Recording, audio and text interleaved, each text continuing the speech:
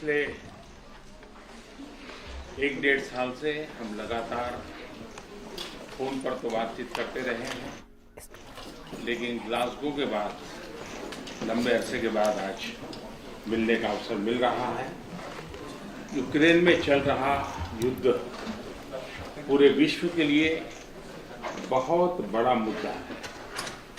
पूरे विश्व पर इसके अनेक प्रकार के प्रभाव भी पड़े हैं, लेकिन मैं इसे राजनीति या अर्थव्यवस्था का मुद्दा नहीं मानता। मेरे लिए यह मानवता का मुद्दा है, मानवीय मूल्यों का मुद्दा है।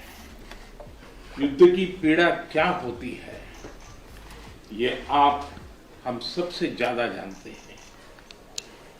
लेकिन पिछले साल जब हमारे बच्चे यूक्रेन से वापस आए, तब उन्होंने परिस्थितियों का जो वर्णन किया, उसमें मैं आपकी वेदना और यूक्रेन के नागरिकों की वेदना भली भांति समझ पाता था, उसका अंदाज लगा सकता था। और मैं आपको विश्वास दिलाता हूं कि इसके समाधान के लिए भारत और निजी रूप से मैं स्वयं, हमसे जो कुछ भी हो सकता है हम अवश्य करें।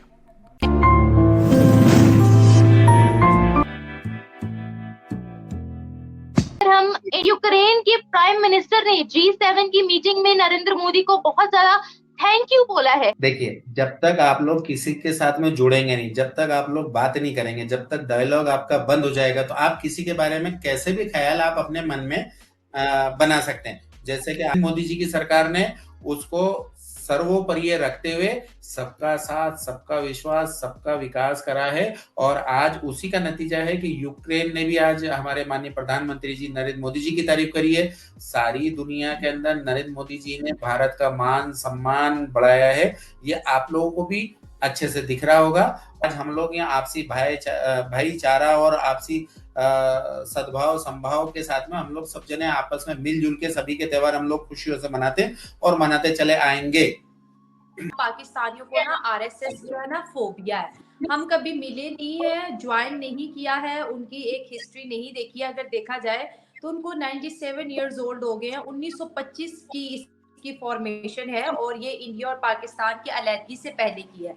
और बहुत से बड़े बड़े लीडर ने इनको ज्वाइन किया और आज इंडिया के जितने भी बड़े पॉलिटिशियंस हैं, अगर आप उनका बैकग्राउंड देखें तो वो आरएसएस से आते हैं। और आरएसएस एक ऐसी ऑर्गेनाइजेशन है जो कि गली मोहल्ला, फिर इलाका, फिर एक स्टेट से दूसरी स्टेट, ये कनेक्टिविटी बढ़ाती है। ठीक है, और ये ऐसा नहीं है कि इन्होंने हिंदुत्व को प्रमोट किया है इस वजह से हम इनको हेट करें कि भाई मुसलमानों को कहीं दबा दिया।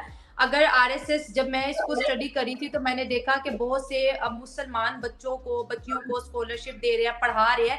इनका काम होता है खिदमत खल्क करना। और इतने जो भी इसको ज्वाइन करता है बेसिकली उसको इतना ये पॉलिश कर देते हैं कि ना तो वो एक अच्छा पॉलिटिशियन बनता है, मतलब उसके साथ साथ वो एक अच्छा इंसान भी बन जाता है। मैंने जितना इसको सर्च किया है। और इंडिया और पाकिस्तान जब अलग हुए थे, देखिए आरएसएस पहले की मौजूद थी, लेकिन वो हमेशा हिंदुस्तान, मतलब अपने अखंड भारत को उन्होंने हमेशा प्रमोट किया है। पाकिस्तान जब बना था तो आरएसएस के संगठन यहाँ नहीं रहे, वो उधर ही रहे, इंडिया में ही रहे। मतलब वो अखंड भारत में बनी, वो आज भी इंडिया का ही पार्ट है और वो पाकिस्तान नहीं है। शायद हो सकता है हमें ये भी फोबिया हो कि आरएसएस पाकिस्तान क्यों नहीं आई और उसने इंडिया को क्यों चूज कर लिया, ये भी हो सकता है। हमारी आरएसएस को सिर्फ बदनाम करने के लिए कोई आरएसएस का संगठन या कोई भी आरएसएस का पदाधिकारी या कोई भी देश का ऐसा नेता, हमारे नेता कभी भी मुस्लिमों के खिलाफ, मुस्लिमों के ऐसा कहीं कोई बात नहीं है किसी भी चीज में। जो मीडिया के द्वारा और इंटरनेशनल मीडिया में सिर्फ जब से हमारी नरेंद्र मोदी जी की सरकार आई है उसको बदनाम करने के लिए कुछ लोग रहते हैं जी, समाज में, सभी समाजों में रहते हैं। वो लोग चाहते हैं कि वो इनको बदनाम किया जाए और इन लोगों को एक तरफ वोटिंग के लिए उकसाया जाए। तो पता नहीं कौन से फजूलियात किस्म के सवाल हैं कि वो खुश नहीं है। आप मुझे बताएं कि इंडिया और पाकिस्तान की अलहदगी इस बुनियाद पर हुई थी कि मुसलमान हिंदुओं के साथ नहीं रह सकते। इंडिया के मुसलमानों ने हमारी टू नेशन थ्योरी को रिजेक्ट कर दिया और उन्होंने वहां पर एक हिंदुओं के साथ एक हुकूमत बनाई, वहां पर रहे, आबादी बढ़ी। आज हमारे जो हिंदू है वो छोटी छोटी झोंपड़ियों में रह रहे हैं और वहां के मुसलमान बड़े बड़े महलात में रह रहे हैं। उन्होंने किसी चीज के हवाले से मुसलमानों को पीछे नहीं धकेला।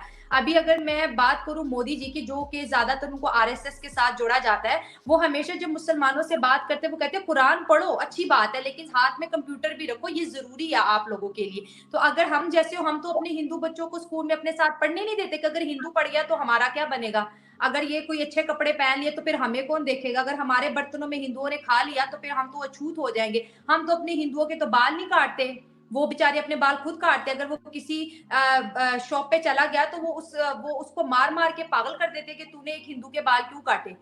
तो ये जो चीज है ना, हम जो कहते हैं कि मुसलमान इंडिया में आपको दिल्ली के अंदर रिफ्यूजीज कैंप मिलेंगे जिनको बोला जाता है ये पाकिस्तानी हिंदू यहाँ पे आए हैं, क्योंकि हमने कभी अपने हिंदुओं को एक्सेप्ट ही नहीं किया, इवन दो कि वो अखंड भारत का हिस्सा थे। इंडिया और पाकिस्तान के पार्टीशन से पहले यहाँ रहते थे, वो पाकिस्तानी ही हैं, उनके 4 फादर्स यहाँ पर, उनके 7 नस्लें यहाँ पर पड़ी है, लेकिन हम कहते हैं हिंदुस्तान जाओ, तुम लोग यहाँ पे क्या करोगे, तुम लोगों का मुल्क थोड़ी है, भगा दिए हमने सारे हिंदुओं को, सब भागे। आप बताएं पाकिस्तान में आपको कितने रिफ्यूजीज कैंप मिले हैं जिसके ऊपर ये लिखा हो कि ये हिंदुस्तान के मुसलमान आए, कोई आया है आपके बॉर्डर पे, किसी ने अपील किया? आप अपनी जरा एम्बेसी चेक कर ले, वहां पे आपको कोई एप्लीकेशन किसी मुस्लिम की नहीं मिलेगी। लेकिन अगर आप इंडिया की एम्बेसी देखिए, ढेरों ढेर एप्लीकेशन मौजूद है, उसमें हिंदू तो है ही है, पाकिस्तानी फैमिलीज ने भी वहां पे अपील की हुई है कि हमें यहाँ पर बुला लो। तो मुल्क तो बना लिया, लेकिन उसको चलाना कैसे है? माइनॉरिटीज हम कहते हैं हमारे राइट्स हैं, माइनॉरिटीज को क्या राइट्स है? उन बच्चों को उनको इतना दबा के रखा हुआ है कि वो कलमा पढ़ने पे भी मजबूर हो गए, और हम यहाँ पर बैठ के बात करते हैं कि इंडिया के मुसलमान